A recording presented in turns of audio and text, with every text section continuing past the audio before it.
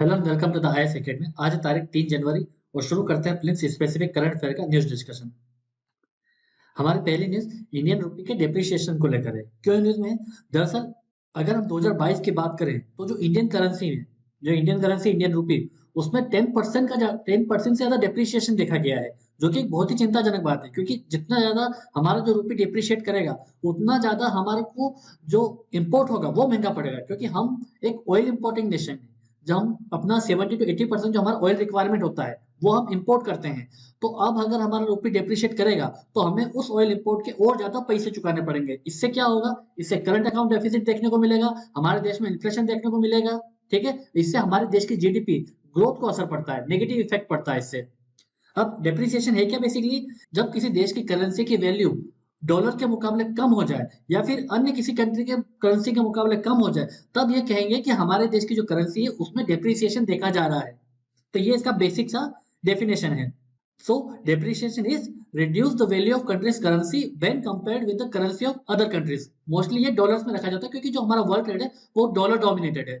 उससे भी बड़ी चिंता की बात यह है कि जो इंडियन रुपीस है उसमें जो डेप्रिसिएशन 10% का देखा जा रहा है, वो किसी भी साउथ एशियन कंट्री, यहाँ तक कि जापान, साउथ कोरिया, उनसे भी ज्यादा देखने को मिल रहा है। वहां पर 6 to 7% का डेप्रिसिएशन देखने को मिल रहा है। बट इंडियन करेंसी में 10% से ज्यादा डेप्रिसिएशन देखने को मिल रहा है, जो कि इंडिया के लिए बहुत चिंता वाली बात है। और हमारी इंडियन की जो करेंसी है वो लाइफ टाइम लो में चली गई 83.2। तो हमें इसके रीजन पर डिस्कस करना है क्योंकि यूपीएससी जनरली जब भी करेंसी के डेप्रिसिएशन को पूछेगी तो वो आपसे कारण पूछ लेती है कि इनमें से कौन से ऐसे कारण है जिसकी वजह से रुपी डेप्रिशिएट कर रहा है। तो हमें करंट में जो हैपनिंग्स हो रही हैं इकोनॉमिक्स में, उससे हमें थोड़ा आइडिया होना चाहिए क्योंकि 3-4 में से जो स्टैटिक ऑप्शन रहेंगे, बट एक उसमें करंट अफेयर का भी ऑप्शन रह सकता है। तो पहला रीजन ये है कि जो यूएस का फेडरल रिजर्व है उसने क्या करा है कि अपने इंटरेस्ट रेट्स को बढ़ा दिया है। अब यूएस के फेडरल रिजर्व ने ये इंटरेस्ट रेट क्यों बढ़ाया? क्योंकि आपको पता है कि जब से रशिया और यूक्रेन का वॉर स्टार्ट हुआ और यहाँ तक कि जब कोविड पेंडेमिक के बाद सारी कंट्री जब खुली, तो वर्ल्ड वाइड एक इन्फ्लेशन का दौर देखने को मिल रहा है। अब यूरोप में भी वही इन्फ्लेशन दिख रहा है, जापान में दिख रहा है, अमेरिका में देखने को मिल रहा है। तो हर कंट्री अपने अपने इंटरेस्ट रेट बढ़ा रही है क्योंकि जब भी इन्फ्लेशन को काउंटर करना होता है तो आपको अपने देश में इंटरेस्ट रेट को बढ़ाना होता है। तो चूंकि जब अमेरिका में बहुत कम इंटरेस्ट रेट होते थे, लो इंटरेस्ट रेट होते थे, तो क्या करते थे, वो जो पैसा होता था जो अमेरिकन इन्वेस्टर, वो इमर्जिंग कंट्री जैसे इंडिया में इन्वेस्ट कर देते थे। बट अब उनको जो ज्यादा रिटर्न है, वो जो सेफ रिटर्न है, वो उनको अमेरिका में मिल रहा है क्योंकि वहां पे अब इंटरेस्ट रेट बढ़ रहा है। तो यहाँ से इंडिया से पैसा निकालकर वापस से वो अपने देश यूएसए में वो इन्वेस्ट कर रहे हैं। इससे क्या होगा कि हमारे देश में जो डॉलर है उसमें कमी देखी जा रही है, उसमें स्कैर्सिटी देखी जा रही है। इस वजह से डॉलर के मुकाबले हमारी करेंसी में डेप्रिसिएशन देखा जा रहा है। तो इससे जो अमेरिकन इन्वेस्टर हैं वो अपने डॉलर को इंडियन मार्केट से पुल आउट कर रहे हैं। अगर हम एफपीआई की बात करें, फॉरेन पोर्टफोलियो इन्वेस्टमेंट, तो उन्होंने अभी तक 1.34 लाख करोड़ जो है वो इंडियन मार्केट से 2022 में उन्होंने निकाले हैं। और लास्ट फैक्टर ये है कि जो रशिया ने यूक्रेन में इन्वेजन किया है उसकी वजह से भी काफी एक अनसर्टेनिटी है मार्केट में, रिसेशन का फियर देखने को मिल रहा है। जो सप्लाई चेन है वो थोड़ी सी डिस्टर्ब हुई है, खासकर चाइना में जब लॉकडाउन लग रहा है, चाइना की जो जीरो कोविड पॉलिसी थी उसकी वजह से भी वर्ल्ड सप्लाई चेन में काफी डिसरप्शन आया है। तो इससे जो सारी जितने भी ट्रेड गुड्स हैं उन सबकी प्राइस जो है काफी बढ़ चुकी है। खासकर जब रशिया यूक्रेन का वॉर स्टार्ट हुआ उसके बाद से जो फूड आइटम्स हैं उनकी जो प्राइस है वो काफी बढ़ी है। यूक्रेन से जो व्हीट का एक्सपोर्ट होता था वो डिसरप्ट हो गया है। और अन्य कंट्रीज में जैसे कि यूरोप में, अमेरिका में काफी इस बार जो वाइल्ड फायर देखने को मिला था उसकी वजह से भी उनके क्रॉप्स को काफी नुकसान हुआ है। तो ये ओवरऑल रीजन है कि क्यों हमारे देश की करेंसी इतनी डेप्रिशिएट कर रही है। तो इनमें से कोई अगर एक रीजन आता है आपके यूपीएससी के प्लेस के ऑब्जेक्टिव में, तो हमें इसके बारे में पता होना चाहिए। अब चलते हैं आगे। हमारे अगली न्यूज लोक अदालत को लेकर है। अभी न्यूज में क्यों है लोक अदालत? दरअसल हो क्या रहा है कि हमारे जो नॉन परफॉर्मिंग एसेट्स होते हैं जो बैंक के, ये नॉन परफॉर्मिंग एसेट क्या होते हैं बैंक के? जब किसी लोन के ऊपर कोई जो इंटरेस्ट है या प्रिंसिपल है वो 90 दिनों तक अगर बैंक को रिसीव नहीं करते हैं, तो उस लोन को एनपीए की कैटेगरी में डाल दिया जाता है कि अब वो स्ट्रेस एसेट बन चुका है बैंक का। तो ऐसे लोन्स की रिकवरी के लिए जो बैंक्स होती हैं वो लोक अदालत में जाती हैं या फिर इंसॉल्वेंसी एंड बैंक्रप्सी कोड्स को फॉलो करती हैं या फिर डीआरटी या सरफेसी एक्ट का यूज करती हैं। बट जो अभी रिसेंट ट्रेंड जो देखा जा रहा है, तो जो बैंक्स हैं वो अपनी जो छोटे छोटे एनपीएस होती हैं वो लोक अदालत में काफी ज्यादा संख्या में, जो लोक अदालत में जो अपने एनपीएस है वो भेज रही है ताकि उसको जल्दी जल्दी रिजोल्व किया जा सके। तो बैंक्स कौन से अपने जो एनपीएस को लोक अदालत में भेज रहे हैं? जितने भी 20 लाख से कम के लोन हैं वो बैंक वो अब लोक अदालत के पास में रिजोल्व होने के लिए जाते हैं। तो अब क्वेश्चन ये उठता है कि आखिर बैंक लोक अदालत में इतनी ज्यादा एनपीए के केस क्यों भेज रही है? क्योंकि इसमें जो रिकवरी की कॉस्ट है वो बैंक्स को काफी कम पड़ती है कंपेयर टू जो ट्रिब्यूनल्स होते हैं, सरफेस एक्ट से जो ट्रिब्यूनल होते हैं उसकी कॉस्ट काफी ज्यादा होती है रिकवरी की। बट लोक अदालत में ये कॉस्ट कम होती है, इसलिए बैंक्स जितने भी 20 लाख तक के लोन है वो लोक अदालत में रिकवरी के लिए भेजते हैं। बट यहाँ पे एक कैच ये है कि जो रेट ऑफ रिकवरी है वो बहुत ही लो है इसमें। मतलब 2021-22 में मात्र 2.3% रिकवर हो पाया था और 2020-21 में ये 4% था। मतलब इसका जो रिकवरी रेट है वो कम हुआ है। बट स्टिल क्योंकि कॉस्ट कम है इसलिए बैंक्स जो है अपने एनपीएस को 20 लाख तक के वो लोक अदालत में भेज रही है। अब लोक अदालत होते क्या है, आपको पता है कि हमारे देश का जुडिशियल सिस्टम है 2.3 करोड़ केस पेंडिंग है। अब आपको अगर जल्दी से जस्टिस चाहिए, आपको जल्दी से अपने मैटर का रिजोल्यूशन चाहिए, तो आप कोर्ट्स के भरोसे नहीं बैठ सकते। इसीलिए सरकार और जुडिशरी दोनों ही चाहती है तो एक अल्टरनेटिव डिस्प्यूट रिजोल्यूशन का सिस्टम बनाया जाए। तो उसी का एक हिस्सा है लोक अदालत। इसमें जितने भी जो केसेस है जो कोर्ट में अभी नहीं गए हैं या फिर कोर्ट में जो पेंडिंग है उन्हें लोक अदालत में लाके उन्हें दोनों पार्टी के लिए जो विन विन सिचुएशन करके उन दोनों को एमिकेबल एक सॉल्यूशन प्रोवाइड किया जाए। ये लोक अदालत का काम है। अब ये लोक अदालत किस एक्ट से बने हैं, तो लोक अदालत एक स्टेचुटरी बॉडी है जो कि लीगल सर्विस अथॉरिटी एक्ट 1987 के एक्ट से ये लोक अदालत बने हैं। अगर हम कंपोजिशन की बात करें तो जो स्टेट अथॉरिटी लेवल पे जो लोक अदालत होती है उसमें रिटायर्ड जज होते हैं हाई कोर्ट के और सोशल वर्कर्स होते हैं। हाई कोर्ट लेवल पे अगर देखें तो उसमें भी रिटायर्ड जज होंगे हाई कोर्ट के और सोशल वर्कर होंगे। पर जो डिस्ट्रिक्ट लेवल की जो लोक अदालत होगी उसमें रिटायर्ड जज ऑफ हाई कोर्ट होंगे, सोशल वर्कर होंगे और साथ में पीरा लीगल की टीम होगी। और तालुक लेवल पे भी रिटायर्ड जज ऑफ हाई कोर्ट होंगे, सोशल वर्कर होंगे और पैरा लीगल की टीम होगी। और नेशनल लोक अदालत क्या होती है कि इसमें जो लोक अदालत है वो एक दिन अक्रॉस द कंट्री केस को रिजोल्व करने की कोशिश करते हैं। तो परमानेंट लोक अदालत के कंपोजिशन देखें तो उसमें एक चेयरमैन होंगे और 2 मेंबर होंगे।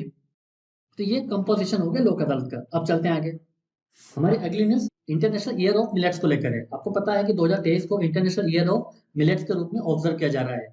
अब ये जो प्रपोजल था इंटरनेशनल ईयर ऑफ मिलेट्स का, ये किसने दिया था? ये इंडिया ने दिया था। 2018 में इंडिया ने food and agriculture organisation FAO को ये प्रपोजल दिया था जो कि पास हो गया था। उसके बाद यूनाइटेड नेशन जनरल असेंबली ने भी 2023 को इंटरनेशनल ईयर ऑफ मिलेट्स को सेलिब्रेट करने के लिए, ऑब्जर्व करने के लिए अपना कंसेंट दे दिया था। चूंकि 2023 आ चुका है तो सरकार क्या कर रही है, अपनी तरफ से कोशिश कर रही है कि और ज्यादा मिलेट्स के प्रति हम अवेयरनेस फैलाएं और जो हेल्थ बेनिफिट्स है मिलेट्स के वो लोगों को बताएं और जो फार्मर्स को जो फायदा है मिलेट्स के ग्रोइंग में उनको वो समझाया जाए ताकि और ज्यादा मिलेट का प्रोडक्शन हो सके हमारे कंट्री में और हमारी जो कंट्री है वो मिलेट्स के प्रोडक्शन में एक हब के रूप में उभर सके। अब हम ये देख लेते हैं कि मिलेट्स क्या है। मिलेट में अगर आप देखोगे तो मोस्टली ज्वार, बाजरा, रागी या मिलेट्स की टाइप्स हैं। इसके बाद में कुछ स्मॉल मिलेट्स भी होते हैं जो कि कूडो, कुटकी, चेन्ना, सवा। और एक चीज ध्यान में रखने वाली बात यह है कि जो इंडस वैली सिविलाइजेशन थी हमारी उसमें भी मिलेट्स के कुछ ट्रेसेस हमको मिले हैं, तो इसीलिए इसे एंशिएंट फूड ग्रेन्स भी बोला जाता है। अब इसकी क्लाइमेटिक कंडीशन क्या है, कैसे कहाँ पे ग्रो होती है, तो ये इसका जो ग्रोइंग साइकिल है वो बहुत कम होता है, 70 टू 100 डेज का होता है। अगर आप पेडी और वेट से कंपेयर करेंगे तो उसमें 120 से लेकर 150 दिन लग जाते हैं। तो ये कम समय में जल्दी ग्रो हो जाता है। और उसके बाद इसकी जो वाटर रिक्वायरमेंट है वो काफी कम है। अगर हम पेडी को कंपेयर करेंगे तो उससे तो बहुत ही ज्यादा कम है। और जब क्योंकि हमारे देश में इरिगेशन का इतना ज्यादा सिस्टम नहीं है, हमारे देश में इरिगेशन अभी भी काफी खेतों तक पहुंच नहीं पाया है। तो मोस्टली जो हमारे खेत होते हैं, जो हमारे फार्म होते हैं वो मानसून के रेन पे डिपेंडेंट होते हैं। तो ऐसे ही फील्ड को रेन फेड एग्रीकल्चर बोला जाता है। तो चूंकि हमारे देश का जो मोस्टली जो एग्रीकल्चर लैंड है वो रेन फेड है, तो मिलेट जैसी जो क्रॉप्स हैं वो हमारे फार्मर्स को काफी फायदा पहुंचा सकती है कि वो कम पानी में भी अच्छा उन्हें क्वांटिटी दे सकती हैं, आउटपुट दे सकती हैं। इसके साथ साथ ये पोर सॉइल्स में भी उगाई जा सकती हैं और ये एक टाइप की खरीफ क्रॉप्स है। अगर इसका प्रोडक्शन देखें सबसे ज्यादा इसका प्रोडक्शन राजस्थान में देखने को मिलता है। उसके बाद यूपी, आंध्र प्रदेश, तेलंगाना, कर्नाटका, तमिलनाडु, महाराष्ट्र, गुजरात एंड हरियाणा। अगर टोटल मिलेट्स प्रोडक्शन की बात करें वर्ल्ड वाइड तो सिर्फ इंडिया में 20% होता है वर्ल्ड का। उसके बाद नाइजीरिया और चाइना थर्ड में है। तो ये कुछ बेसिक फैक्ट है मिलेट्स के जो यूपी से पूछ सकते हैं, क्योंकि चूंकि 2023 इंटरनेशनल ईयर ऑफ मिलेट्स है तो या तो प्रीलिम्स में या मेंस में मिलेट्स पर क्वेश्चन आने की संभावना ज्यादा है। अब चलते हैं आगे।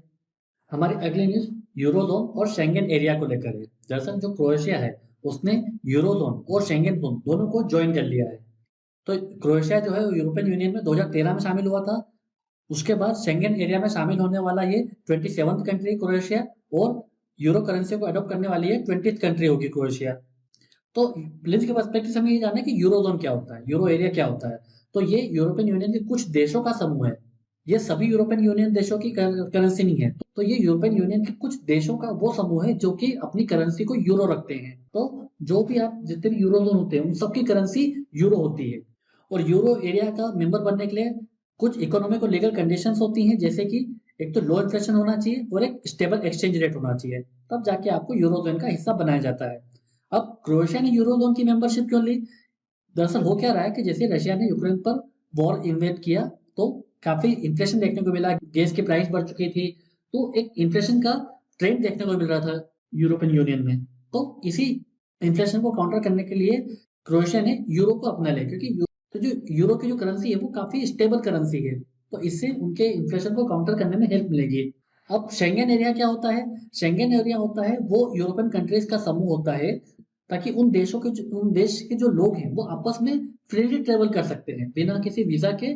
आप जितने भी शेंगेन एरिया में जो भी कंट्रीज सम्मिलित हैं, उन कंट्रीज के जो लोग होते हैं वो आपस में कहीं पर भी आ जा सकते हैं बिना किसी वीजा के रिक्वायरमेंट के। तो ऐसे एरिया को शेंगेन एरिया बोला जाता है। तो यूपीएससी आपसे पूछ सकती है यूरो एरिया क्या है, शेंगेन एरिया क्या है, क्या दोनों एक है, क्या यूरोपियन यूनियन भी एक है? नहीं, तीनों अलग अलग चीजें होती है। आप चलते हैं आगे। हमारी अगली न्यूज कलासा बंडोरी कैनाल कंस्ट्रक्शन प्रोजेक्ट को लेकर है। ये प्रोजेक्ट किस गवर्नमेंट का है? ये कर्नाटका गवर्नमेंट का ये प्रोजेक्ट है। अभी ये न्यूज में इसलिए क्योंकि सेंटर ने इस प्रोजेक्ट के लिए अपनी अनुमति या फिर अप्रूवल दे दिया है।